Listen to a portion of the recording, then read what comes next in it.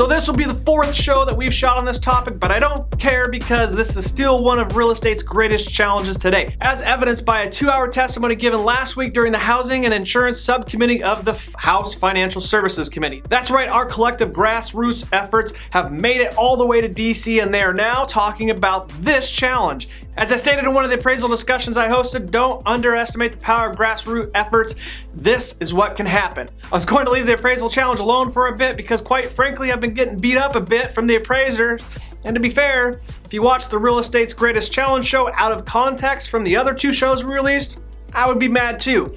I thought it had died down, but that show was picked up by the National Real Estate Post last week, and then the negative comments continued to roll in. I get it though. In that show, we highlighted some of the most egregious issues occurring in the appraisal world. Appraisers hated it, and they let me know with a few curse words. That's fine. I have big shoulders. I've been doing this for 7 years, and I've heard worse, quite frankly. Appraisers, just do me a favor and watch it in conjunction with the other 2 shows that we've released.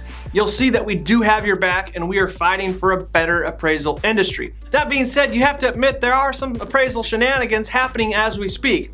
Anyways, back to the good stuff. Our voices are being heard all the way up in DC. There's 2 hours of testimony that we happen to have, and if you care to watch it, we embedded the video below. Here's the highlights though if you don't have 2 free hours to watch it. The subcommittee chairman opened up by saying, appraisals are one of the cornerstones of the home buying process. Issues that impact appraisers also impact nearly every American buying or selling a home. Yet when it comes to the regulatory regime surrounding appraisals, it seems we're stuck in 1989.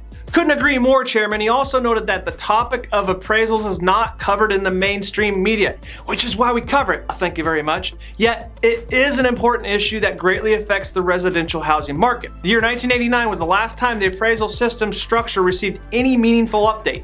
The 2-hour testimony also covered the effect of Dodd-Frank on the appraisal system, the declining number of appraisers, which is largely due to the burdensome qualifications and the benefits of an alternative valuation method. I was also happy to see the Appraisal Institute showed up and shared their thoughts, specifically speaking to the issue of declining number of appraisers in the industry. Quote, today the number of real estate appraisers in the United States is in decline, and concerns are being expressed by the banks and real estate professionals alike about the potential shortage of appraisers. Potential, I think we're already there. What is clear is that all appraisers are being choked by the rules and regulations in nearly every facet of their business. Couldn't agree more. Ed Brady, chairman of the National Association of Home Builders, said that there are more restrictive appraisal policies implemented in response to criticism that lax appraisal guidelines caused the financial crisis, have resulted in a myriad of appraisal guidelines that are confusing and complex. Sheesh, sounds like the mortgage industry. Appraisal standards are not clear, best practices have not been well communicated, and enforcement is not occurring in a consistent manner. For all sectors that interact with appraisers, consumers, home builders, realtors, lenders,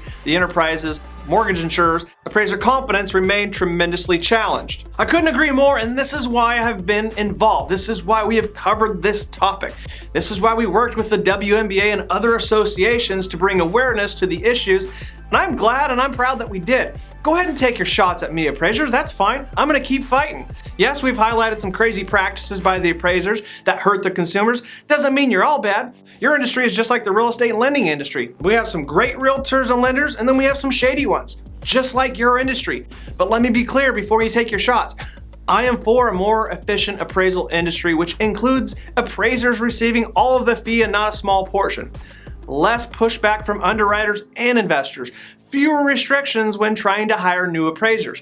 Fewer restrictions when it comes to required college degrees. I even advocated for a pay raise in a discussion with the WMBA. Heck, I've been in the business for well over a decade, and the price of an appraisal has essentially remained the same. You probably need to adjust that. So, there you go, appraisers in our resource nation. If you disagree with that, take your shots. If you agree and you appreciate our efforts, let us know that too.